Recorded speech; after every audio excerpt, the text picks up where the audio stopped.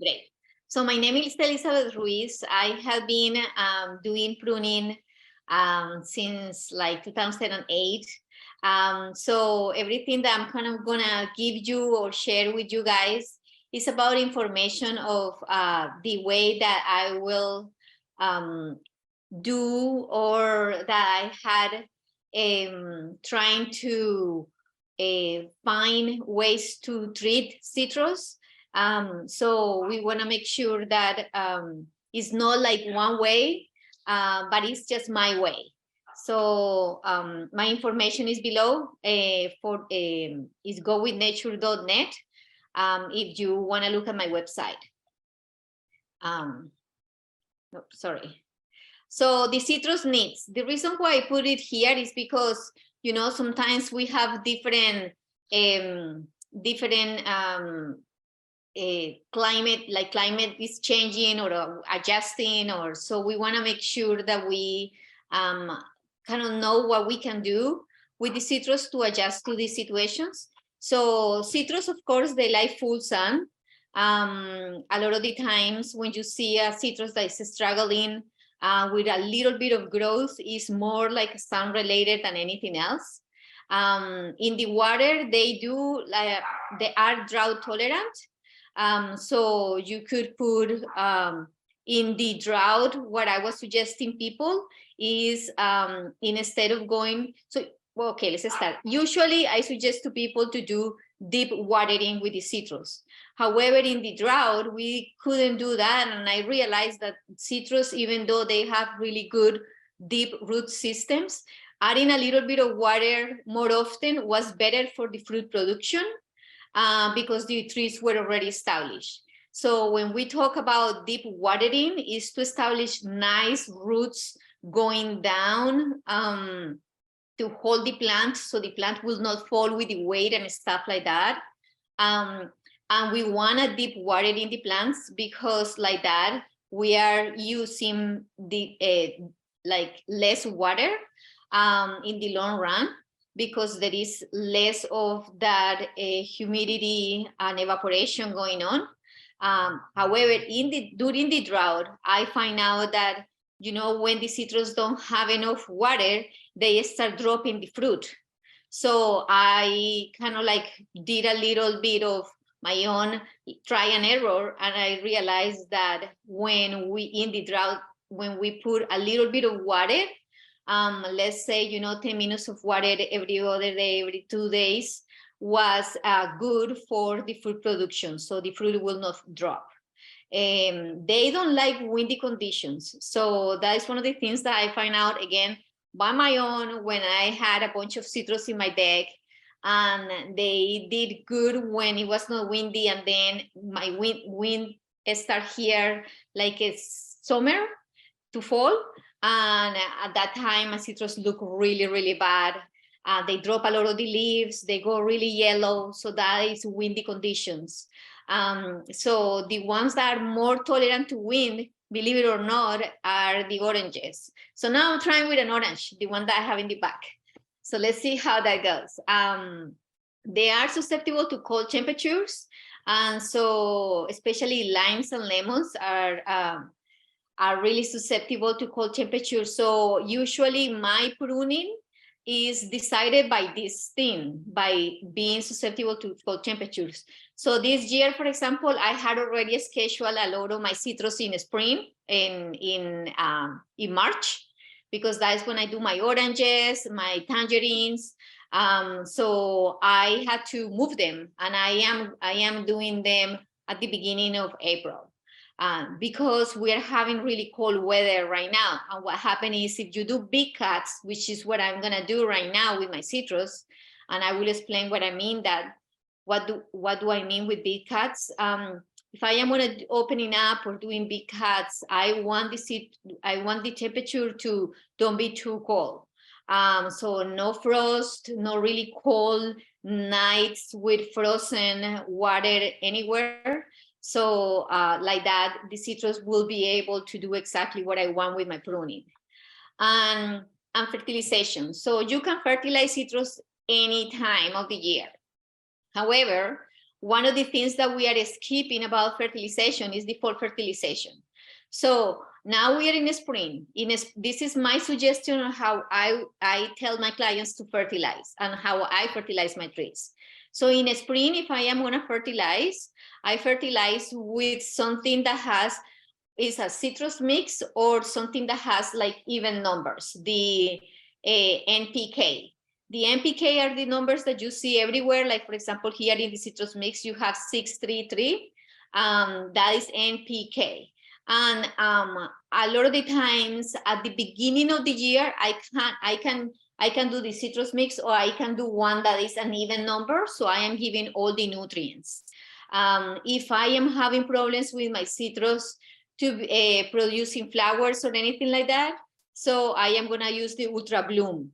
So you can do any of those fertilizers. I usually suggest people, when you are doing plants that you are going to actually eat something, try to do like pretty much any fruit trees, citrus, even the vegetables. You actually want to do fertilizers that are organic and more in the organic side instead of the synthetic side, because you are eating that. So so then you can do in spring and summer, you can do as much as the label or the box tells you to do, or according with how the tree looks like. Some trees, they don't really look like they need it, so I don't suggest any fertilization. In fall is actually really important to fertilize for certain plants. For example, plants that I know, I have 2 lemons that I always come back. If I go to do my winter pruning for the other trees, I see them and they are super struggling. So I'm suggesting to do one of these 2 fertilizers for fall, the Calm Mag or the Happy Frog, for the tomatoes and vegetables. And the reason why I'm suggesting to do that, and the reason why I'm suggesting to do that in fall, is because we want the plant to get ready for winter temperatures. And these 2 fertilizers, the Calm Mag and the tomato and vegetable from Happy Frog, Fox Farm, they do have calcium on them.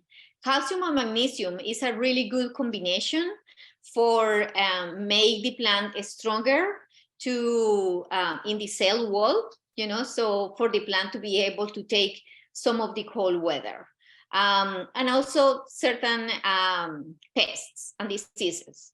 But right now we are putting it in fall for that reason. So and that is something that we don't usually talk about it, or they don't teach us at school, but I am finding out that it's kind of like pretty cool to do that. So you are preparing your citrus for the winter and the spring. That is why you are putting the fall fertilizer. You are really not going to see the tree doing much. Why I am not putting citrus mix in fall?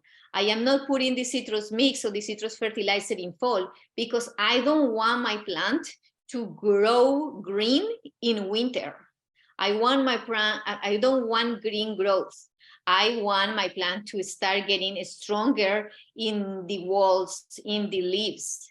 So that is why I do my spring, and in my summer, I have my citrus fertilizer, but in fall, I am just doing something that is a little bit different combination of nutrients. And then my suggestion for people is, if you have a plant that grows, but it doesn't produce a lot of fruit, or it's not flowering much, and your watering is okay, your sun is okay, so then put a little bit of Epsom salt in winter. That actually also helps for that winter protection. The magnesium and the magnesium sulfate in the Epsom salt helps the plant not to go so yellow like this year. A lot of the citrus look really yellow.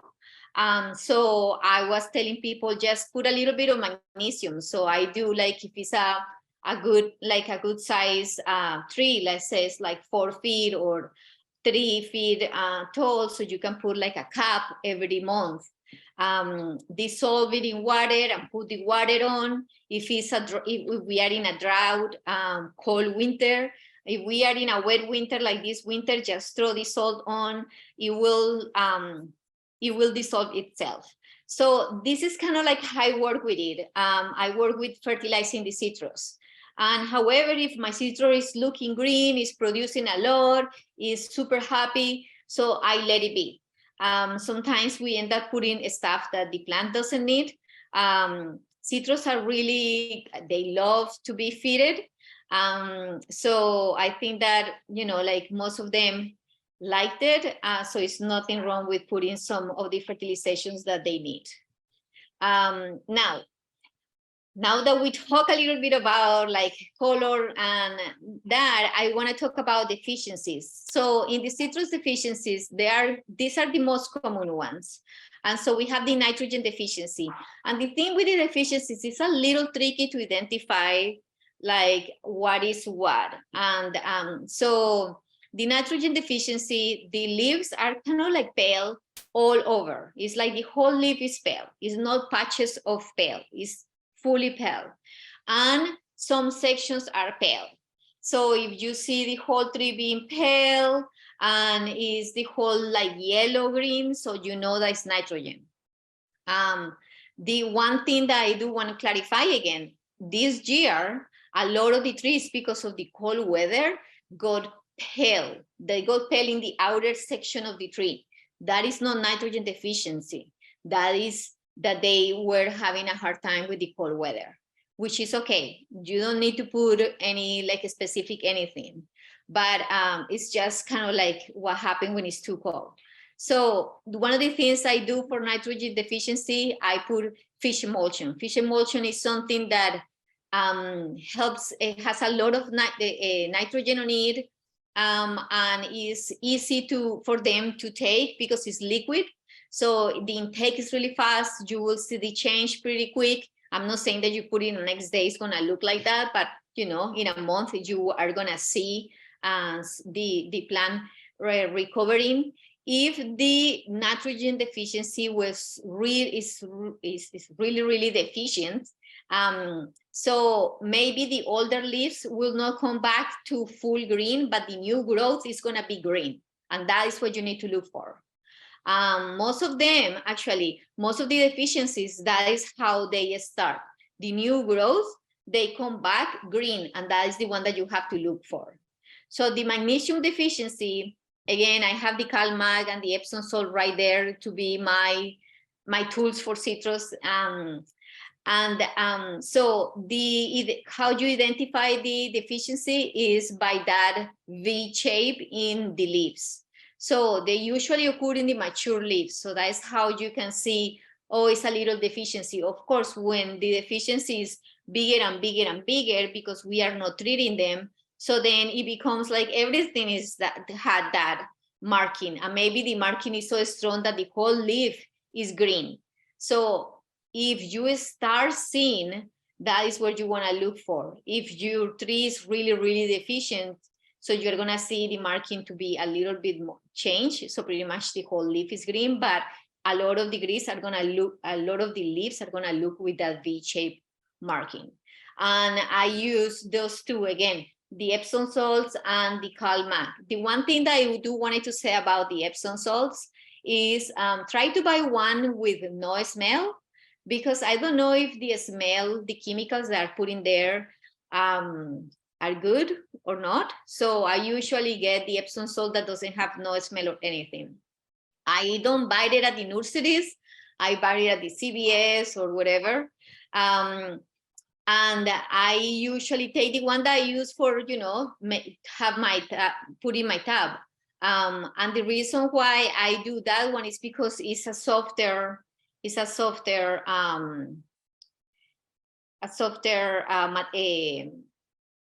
element, you know. If I am using the one that they sell sometimes at the nurseries, it's a little bit more synthetic and it's harder it's stronger, and you can actually burn the plant. 5 years ago, I have somebody that made a mistake in the calculation of what they were telling them to put, and they put too much, and the whole tree just lost every leaf. and half of the tree, like the tips of the tree, like died, like it was burned. So it's really important. That's why I kind of like use the Epsom salt that you can buy at the grocery store and not the nursery, because I know that that one is a little bit softer and it's not gonna burn the plant as much. Or it's not gonna burn, it has not burned my plants. So then we have iron deficiency. So with the iron deficiency, I put an example of the leaf here, but the iron deficiency is one. The iron and the zinc deficiency are ones that are like a little bit hard to like guess what it is. So in the iron deficiency, you have the yellowing is between the veins. So the veins are still green, and between the veins you have the yellowing. Of course, the zinc deficiency is the same.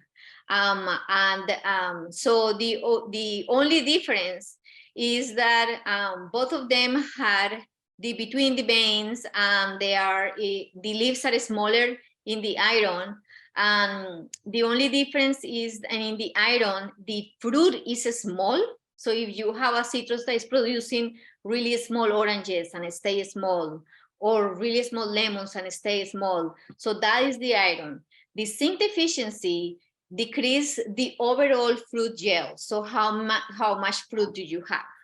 In any case, you can put, for the iron, you can put there is one that is liquid, and it's an iron just for the iron deficiency. And in this one, I put the zinc and iron deficiency because in the case that you don't know what you need to get, or that which deficiency it is, because it's a little bit tricky to identify. So maybe you can just put the iron and zinc deficiency, and that will kind of like cover you all.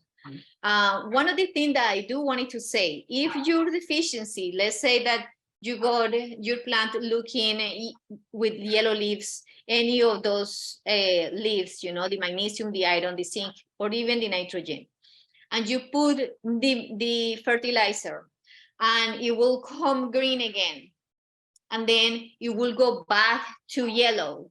So then we have to do the second step. The second step is to see what else is happening. So for example, if the nitrogen deficiency, you put this in and the new leaves are, you put the fertilizer and the new leaves are coming green, and then suddenly they go back to yellow.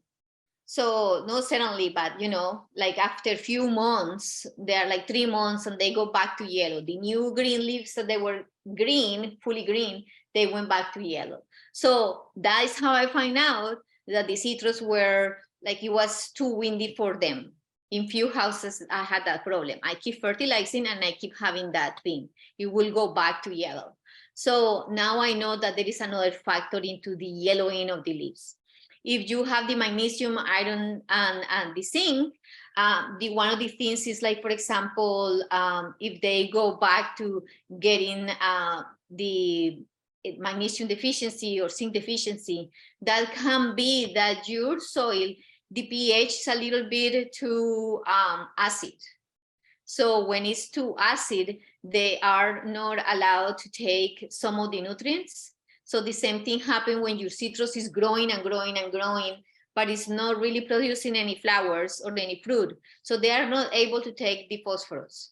So in that case, if you put the phosphorus and it doesn't, like, it produces the flowers, but you have to keep putting phosphorus every year, stuff like that. So then that may be that the soil is a little bit unbalanced, and we want to try to balance the soil a little bit, like putting compost, putting mulch, you know, putting maybe a little bit of the Acelia camellia fertilizer, or if it's too alkaline, or if it's not alkaline, so they put a little bit of the gypsum to make it a little bit less acid, something like that. So that is only the situations that your deficiencies keep coming back. So then it's not about the one element, it's about something in the environment that needs to change. So the one thing that I wanted to talk that maybe sounds kind of funny, but it is actually pretty important, is that graft.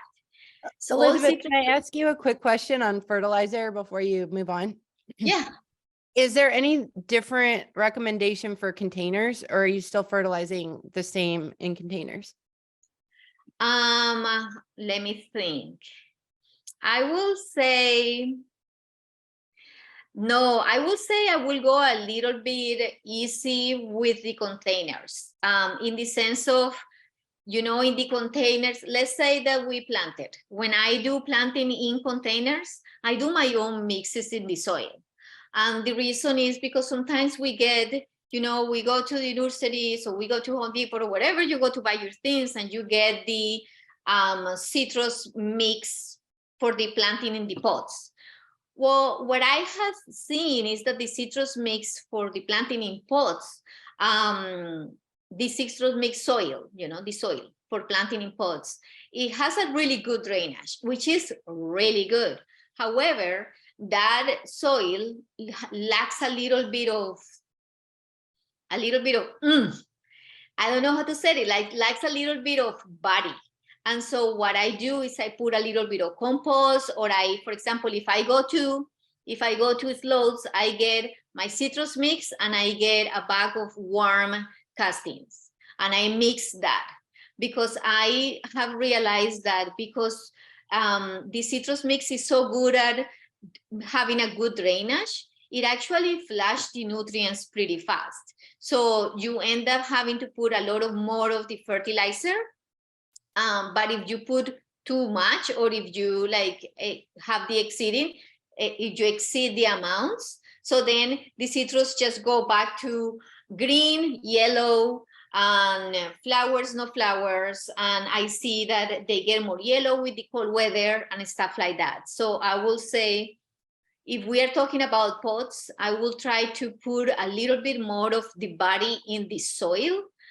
So what I do with the citrus, for example, when I am planting, I put a lot of that drainage, a lot of the just straight citrus fertilizer, citrus soil at the bottom, so the thin drain, and half the way up of the pot, I put some of the mix of the citrus soil with the worm casting, and I mix it really well. So like that, I give it a little bit more of nutrients on it, and a little bit of more of the microbes and everything that every plant needs to survive. So in that case, my fertilizer, I am not gonna need so much fertilizing. I will say for the pots, I do a little bit, I will do the same elements, but I will do less often. That would be my only thing. Like not so strong in the soil, but I do it less concentrated. Got it. Thank you. Yeah. So all the citrus are grafted. So one of the things that we want to look at is the graft when we are buying citrus. So I do my graft that is looking like the graft on the right side.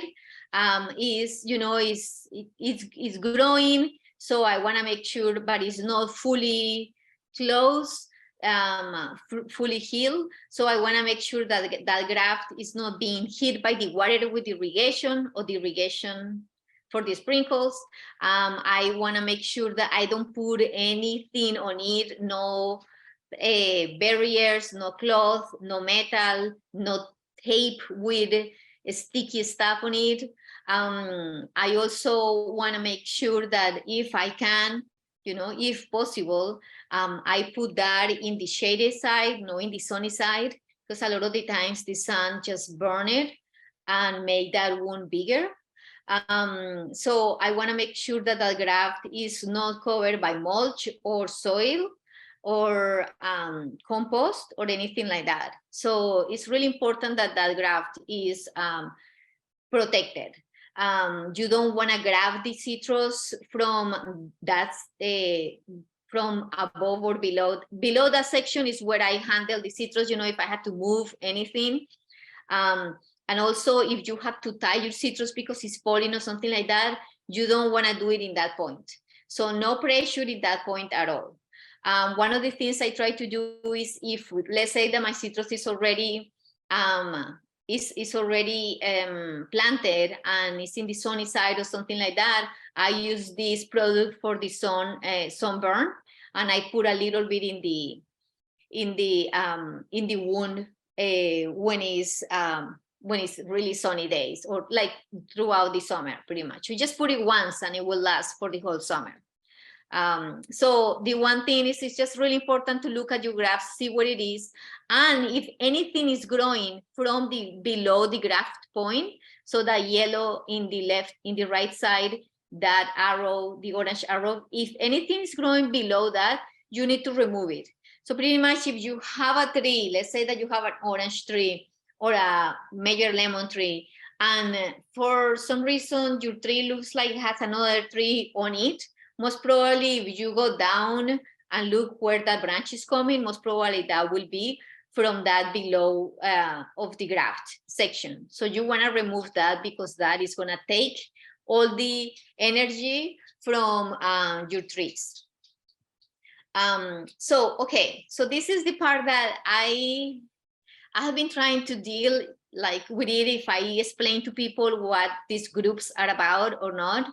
But I think that it helps for me to understand. So I am hoping that it helps for you to understand a little bit of how they grow. So I generated 2 groups in my pruning when I am looking at citrus. So the group A, just to call it something, is citrus that, and these groups are according with the growth habit, also how they grow and how they produce the fruit. So so the group A as the citrus that grow less, like they don't shoot out really strong, and if they are just being left alone, not pruning wise, because when you prune, they are going to react, and that they are going to do pretty much depending on how you prune. But if you let the tree be, the group A is the ones that are like slow growers. So we have the mandarins, the orange. So you have the sweet, the blood, the bitter orange, the orange in general, the grapefruit, the tangelo, and the kumquat. Those trees had that one branch, and then they produce a lot of shoots. So I have it here in the lower section, you can see better. So usually they produce the branch, and at the tip, they produce a lot of little shoots where the fruit is gonna be. So usually that is what all of them do in this group.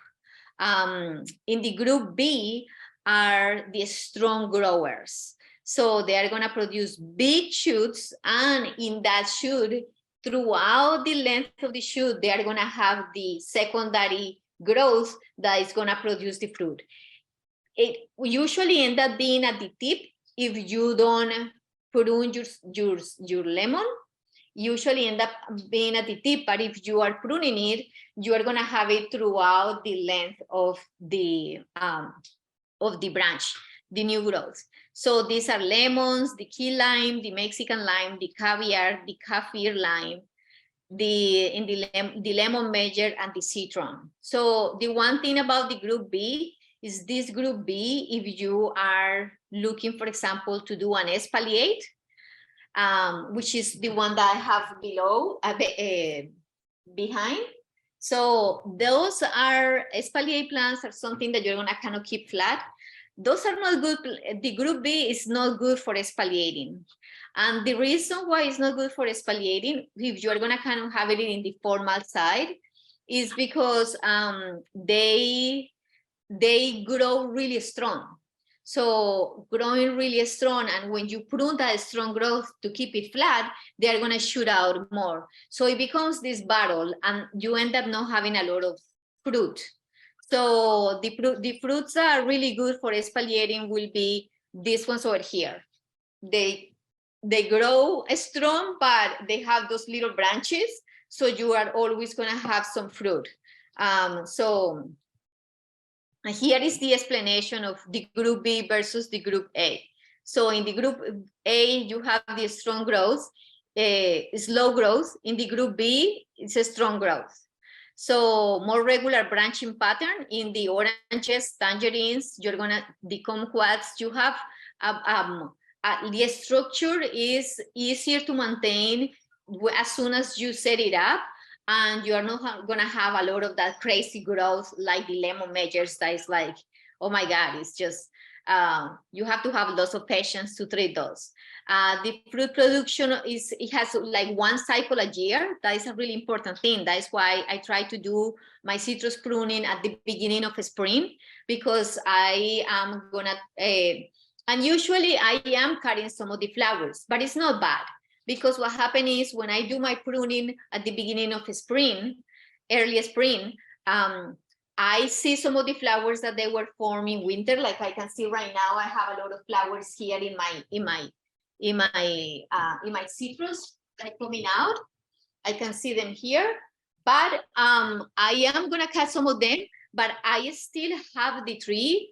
I still give time for the tree to produce new growth and new fruit, new flowers. So even though I'm cutting some of the flowers, they're going to have a little bit more of another flower production, and then they start setting for doing the fruit and all that stuff. So it's once a year cycle for the A, and for the B is throughout the years. The cycle is smaller, so you're going to have fruit, flower, all mixed together. Yeah, so then for the group B, so for the group A, what I do is I do one pruning per year, and for the group B, you know, the lemons and the limes, the strong growers, I usually do 2 prunings a year, spring and fall. So, okay, so the pruning. Again, I already explained how much, what do I do with both of them, and that is the only difference. Rather than that, I do the same pruning for both of them. If I am going to do my spring pruning, I usually do 30%. And if I am going to do spring and fall, I do spring 30%, and fall I do 10-15%. And what is that percentage is? Well, the percentage is, I want to make sure that you are not over pruning your tree, because when you over prune your tree, if it's a citrus, what is going to happen is it's going to shoot out in growth, and it's going to forget about flowering and fruiting, because it's stress. It's what I call the tree's stress. It's not like it's really stress, but it's just, you know, you prune and it reacts, and the reaction is saying it's too much cutting. So that's why I tell you there are plants, like I had my aunt, she tried to keep a Mexican lime below the window sill, and so she was giving the lime 4 feet, and so no matter how wide she was leaving the lime was not able to produce, because the amount of pruning that she was doing in the tree. So you have to realize that if you are pruning really hard your citrus, the citrus is going to do exactly that, just growth, and it becomes this barrel. So at the end, I got her one of these orange, espalier orange, to put under that windowsill. So that is the budget, and the budget is because of that, because if you prune really hard, if you want to keep it small, if you prune hard, you are just making a bigger monster. So we want to just maybe do the 30, and then in fall do another 30 if you want to, but don't cut your tree in half. Your pruning goals, well, the structure, you want to set up your structure, and you want to make sure that your branches are going to be able to hold the fruit. Some people ask me, it's okay if I left the fruit there and then, you know, I pick it up when I want to, or when it falls. It is okay. However, if you have a really strong producer, so for example, I'm ready on next Friday, I'm going to produce, and I'm going to cut a bloody orange, and I am ready to cut it. One is because my client, this is when I harvest the thing. When I'm cutting, I'm harvesting. So I'm trying to remove as much oranges as I can, because this tree is really a strong producer. So I remove like 70% of the production, and then I leave some of them for later on when he wants to pick them up. But I don't leave a lot of there, because the tree is going to produce a lot. The same thing I do with the lemons and stuff like that. So if they are strong producers, it's not good that you leave just the tree there because it's a lot of weight. You want to make some, that is what I mean with sound branches. It's not that they sound good, but they are like strong enough to hold the weight of the fruit that is coming. And I show you how I do that. We want to generate light and air circulation, and we want to control the size. So one of the things that you see, of course, I do the homework. I look at every citrus pruning in the internet. It takes me years, but I have done it. And it's funny because a lot of the people hack the trees down to nothing, or use the shears, or say, don't open up the trees, they don't like it.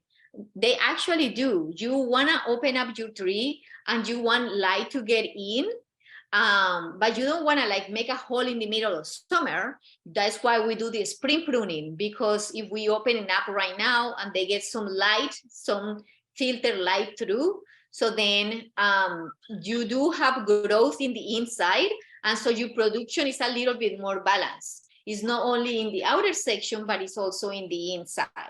So you have growth here and you have growth there. So that means you're going to have fruit here and fruit there. So it's not just at the tips of the end of the branch. For the size, yeah. So now the one thing that is really important for citrus throughout my pruning history that I have seen is that I know that citrus are hard to understand, are hard to deal with. And I get it. I love citrus. I grew up in a, well, I didn't grow up in a citrus farm, but my uncle had a citrus farm. And but I know that they are kind of like, okay, you go there and you feel overwhelmed. You don't know what to cut. If you want to learn something that is going to be really helpful for your citrus, is learn how to do good cuts, because good cuts are going to help your citrus to be able to heal and to be strong in the long run and be healthy in the long run. They are forgiven in the sense that you cut and they will grow, you know? So in that, they are forgiven. They're kind of like crazy forgiven, if you ask me. But the one thing that I see a lot throughout my, like going to houses, is that they don't do good cuts. So they are not able to heal the wounds, or they have really big wounds there. And at the end of the day, that is how you shorten your lifespan of your citrus.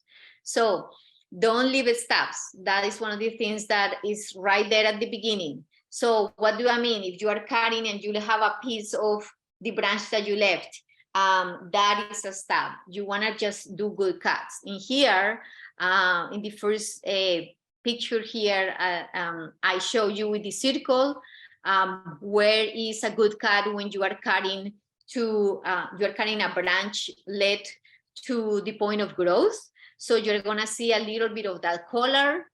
The color is that bumpy situation there. Citrus actually are really good at showing the color. Some of them actually change texture right there in that intersection. So you want to cut right above the collar. You want to leave that collar. In here, I'm showing a good cut, how the citrus is actually healing. So that means they're walling off. So all plants grow layers, outer layers, you know. And so what happens is that outer layer in a wound becomes kind of like a little donut. And so you want those donuts to start generating, and maybe they generate the donut, they start generating the donut like in a year when they are like big cuts, and or less if they are smaller cuts. So if I mean big cuts is, okay, if you have a 3-inch diameter branch and you are cutting a 1.5-inch diameter branch from that trunk, so that means that is a big cut. So the big cut is according with the size of the tree and is according with the scale. So if the scale of the tree, I have a 3 feet tall, and I am doing cuts, you know, like a finger thick cuts or a pencil thick cuts, well, that may be a big cut for that tree. If I have like a 10-foot tall tree and I'm doing a pencil cuts, that is a small cut. So it's according with the size of the plant. So usually I refer the cut, the part that you're cutting and the part that you are leaving, and comparing those two, and that will tell you if that is a big cut or a small cut. But in general, what you want to do is, the other thing is always cut to something. And that is kind of like, if I hear that, like in 5 years, and people say, cut to something, and has a teacher that say, cut to something, I am going to be happy. If you cut, and you can cut to a branch, or you can cut to the trunk, or you can even cut to a leaf in the younger growth, in the green growth, that is a good cut. Because what happens is, if you cut to something, to a branchlet, the plant is gonna heal faster, because it has something around the wound or next to the wound that helps heal this wound. So cut to something is pretty important. The leaf may not do the trick. However, the branch that develops from that leaf section is gonna do the trick. So always cut to something.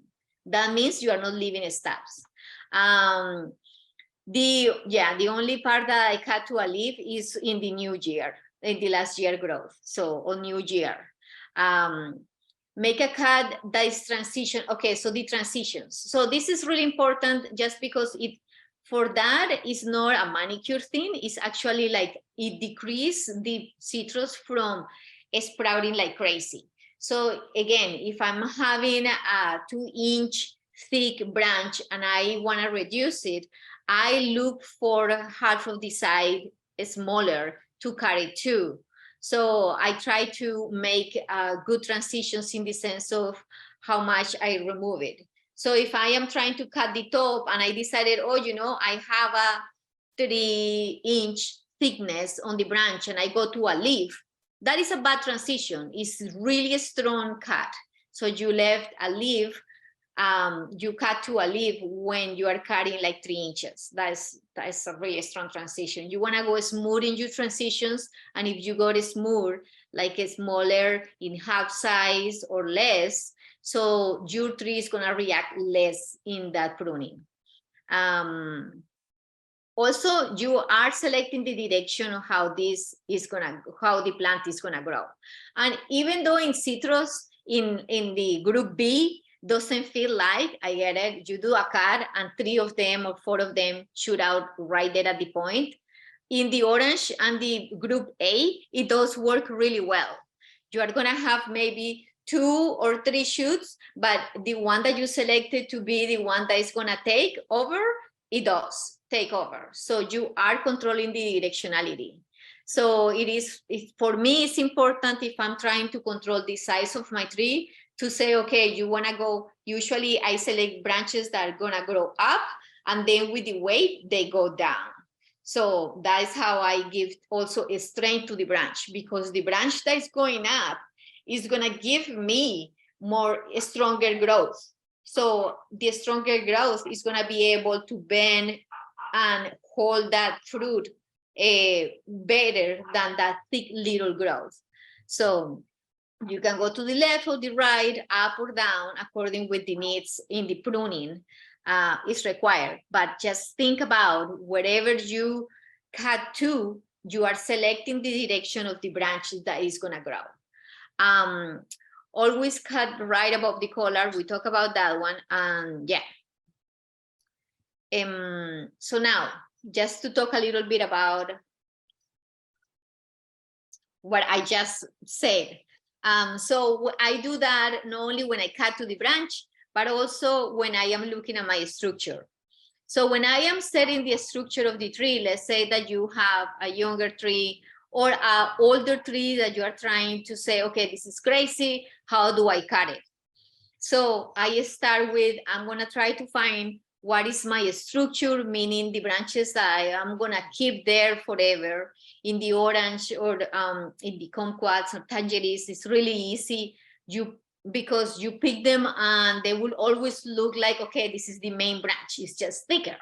So that's perfect. In the lemons, it just, sometimes you cut on the new growth, especially the Mexican limes. You make a cut, and I cut like a thumb thick branch, And next year I come back, if it takes me a year to come back to the tree, and I'm gonna have a double size branch in that same point. So sometimes you get confused in what was the old one and what was the new one. The new one is way thicker. I differentiate it by the color. So I'm like, oh yeah, this is the one that I'm trying to remove and keep coming back. So I'm telling you, citrus pruning is all about patience.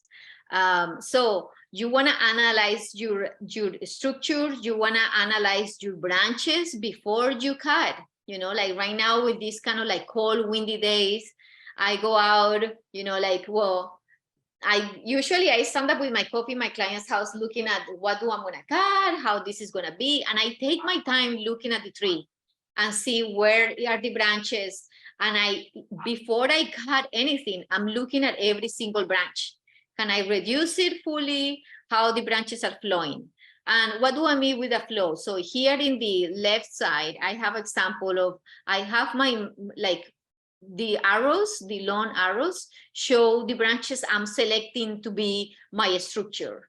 So, and I have then the other ones, the other little branches growing right at the crotch. The crotch is where the branches meet, when a branch meet a branch or a branch meet a trunk. So right there, these two red things means those are the two branches I'm gonna cut, and that is where I am gonna cut, right there at this point. So what happened in this thing? Sometimes I take my time to do, I do in the citrus, especially if I'm doing pruning of the group B, which is the strong growers, I do wiggling down. So what I am doing with this one is maybe I cut one and I leave the other one, and in 6 months I come and cut the other one. If I cut those two in a Mexican lime, what I'm gonna get is a way like 3 double the size in that same point. So usually for the like Mexican limes, or yeah, I cut one, and then 6 months later I cut the other one. So now I have, if I cut those two, I'm gonna have 3 nice branches opening up and spacing between branches in that section. So in this one, for example, in the right side, we have the arrows. So for example, in this, I am looking at this branch and I see that this branch is coming out and this other branch is crossing. So sometimes I have like an orange that has that, but it's a double trunk, it's a multi-trunk, and the 2 trunks grow and then come out and then mix across at the top section. So I'm not gonna cut the whole trunk because it's a whole trunk. So I had, you know, and they are not touching. So in that case, I'm okay, I have to live with it. But in this case, I could cut it because I have branches. I can see branches on the other side growing and being right there in the perfect spot. And this one crossing is just, you know, not like crowding the orange. So what I will do is I cut the one that is crowding the orange and leave the other ones. That is a big cut, for example. That is the example of for the size of the branches I'm leaving and the size branch I'm cutting. That is a big cut. So I'm gonna do a big cut, and I'm gonna do it in spring, no in fall, in spring. So then I have here another few arrows. So this is a branch that is going, coming out strong and opening up. It's nice. I have other one that is kind of like going down and opening up. I have another one that is the same thing. So this is what we call parallel branches. So if I decided, you know what, this plant is really thick. This is an orange. You can see how they produce the big growth, and then the small bunch of shoots with the oranges there. So this is what I will say, you know, I can cut the one in the middle, and then I generate a space for those two to grow and develop. And instead of having 3 branches competing, I cut one of the parallels, I cut one of the middle, in the middle, and it is open and airy, and then these other 2 branches I'm gonna give me what I need. So that is part of how I look at my structure. So when I am looking at my tree, I'm looking at where the branch starts, how it develops, and what it is around that is crowding that branch that is developing. And then I go from the next branch and to the next branch.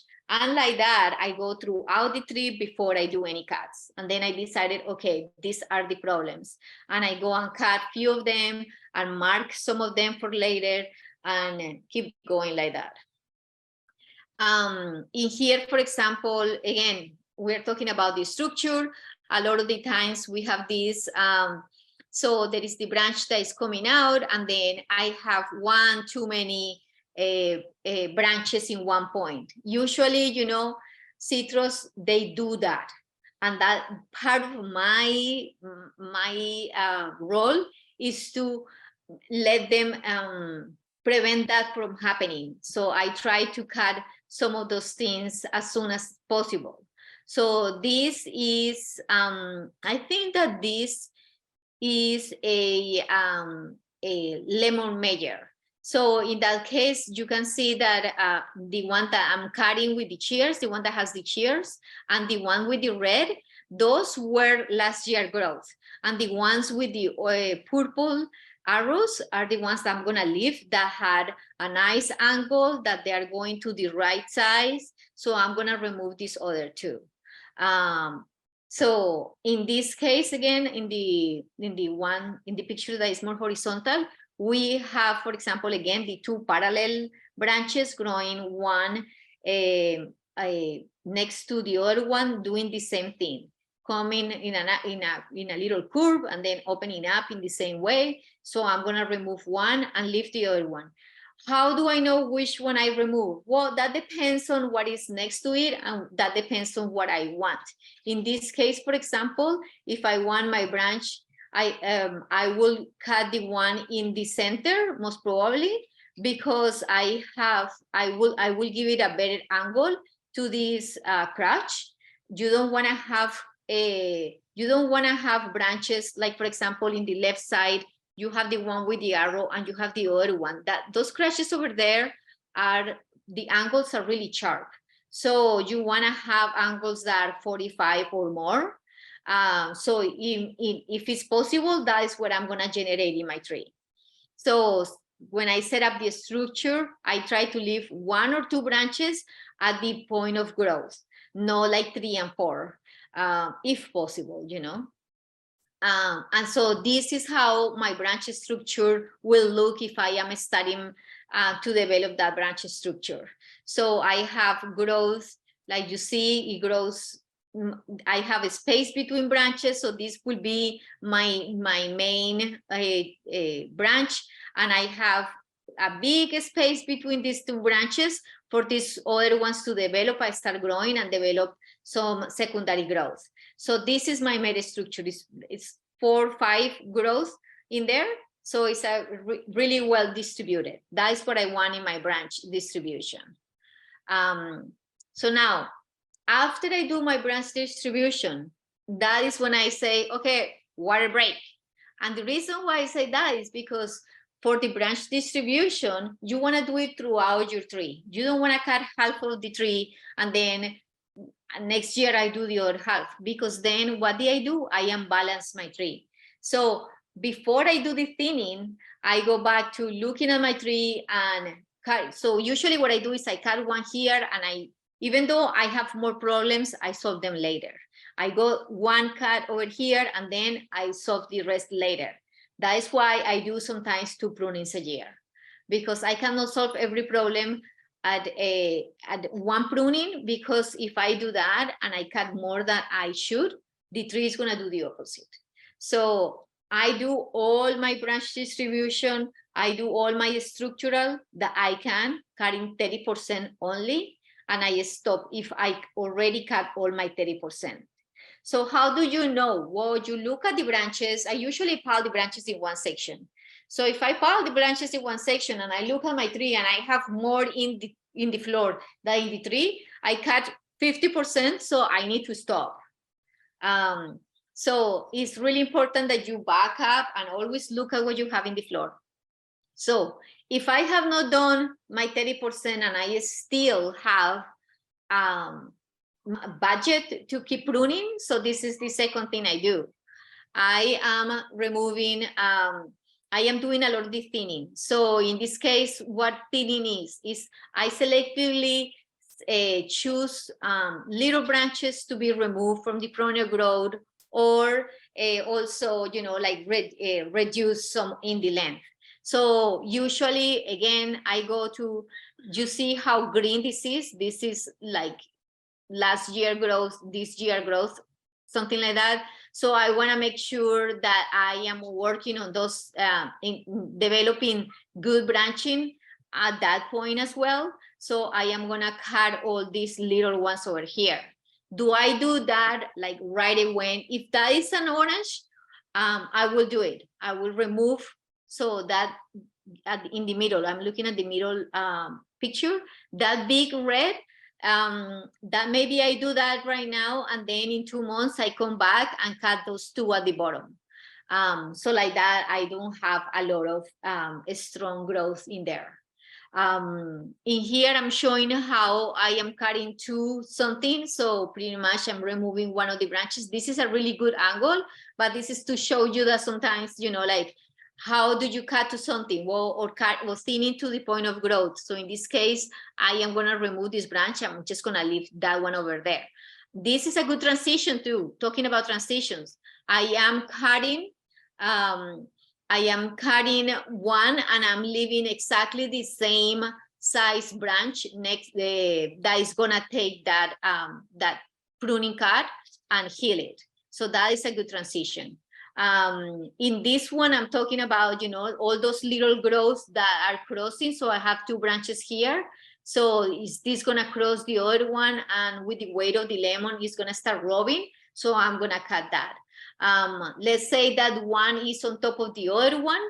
So then in that case, I am going to do the red cutting instead of cutting that green one that my shears are like looking to cut. So in that, instead of doing that, I could say, you know, I have one on top of the other one. I'm going to cut the one below, and I'm going to leave the one above because it's stronger. So that's what I do with my thinning. So it's pretty much the same principles of the structure, but in a different scale. I'm still looking at how the branch relate to each other and how I am going to do my pruning. So now this is the final look of the tree. So it's not like I'm making huge holes, but I am leaving the tree see-through. You can see some, not necessarily, you know, like that you can perfectly see everything, but you can still see that there is a tree that is below, and that is how my citrus end up looking at the end of the pruning. These are not perfect pictures, but it's hard to take perfect pictures of the citrus. Yeah. So I think that was the last one. Amazing. Thank you so much. I always learn so much from your classes. The whole calcium magnesium thing is super new to me, and I'm really liking that idea. So thank you for sharing that. I've never heard that before. Sure. And then also the Epsom salt and everything. We do have some questions. How long do you wait to prune new baby trees? Like if you buy like a 5-gallon tree, are you pruning it the first year or the second year, or like how long are you waiting? So if I buy it and it's still in pots, so let's say that I didn't plant it, I prune anything that needs to be pruned right away. So in this case, for example, I have really like 5-gallon pot right here, and it's really small. But if I see that structurally I have a branch that is going the wrong way, I'm gonna just cut it right away. And why I do that? Because the younger the tree, the faster that they heal. If I am planting it, so I will say, yeah, I will say I also do any structure that needs to be done. The important thing when you are planting your baby trees is that, you know, because they are babies, and if you're gonna let them produce the fruit, So make sure that they are attached, because a lot of the times I go to the citrus and the citrus are like growing all crooked like that. And I can tell they're crooked because the trunk is just doing this. So, and the plant is here like this, growing like that. So that is because it was planted and it was not attached, and it was let it be produced the same year. So the weight of the fruit is gonna push it one way or the other one. So usually I prune them as soon as I see if there is problems. But small trees, I only do a structural. I don't do any thinning. So I just do the part that if the main branches are like that, or the main branches are like that. If the main branches are like this, it's okay. I'm gonna let them be. And because they are not, they are just growing. Yeah, and that makes sense too, because then you really get the plant started off with a good structure, like you were saying. And there's nothing worse than when we see citrus unbalanced and a whole branch falls off and half the tree cracks, it's terrible. So I actually have this too in my garden. I mean, this year the weather's kind of thrown stuff off. So like somebody's asking, their orange is blooming right now. My lemon is budded up right now. I mean, how late into the year can we prune? I mean, do we wait until can we still prune if it's budded up and fruiting right now? Yeah, so that's why I do the groups. So it's so funny because the groups are my made up groups, but it helps me to talk to people and explain things. So in the group A, the oranges, the tangerines, and stuff like that, they start producing the bud early, like late winter. So you are gonna cut some of that. You wanna do a spring pruning. You want to make sure that if you are, like, for example, in Walnut Creek or San Ramon, that it gets really cold, you wait for that frost to pass and then do the pruning. But do it at the early spring. And yes, how I say, you are going to cut some of those flowers. However, the thing is, the plant has the flowers, and so you cut them, but because they are still in the spring, they are going to have that growth and they are going to produce new flowers. So the everything that you are doing, actually, which some people ask me for that, is that I am generating a fruit that is going to be earlier in the season and late in the season with my pruning. So let's say that you couldn't cut in the first month of spring and you wait for the second month of spring. So what you are doing is you are generating that orange. So that orange that you're supposed to pick up like in February, March. So maybe now you have oranges that you are gonna pick up April, May. Yeah. Plus the ones in February, March. So it's not bad. It's just that you have 2 different moments to pick up your fruit. That is it.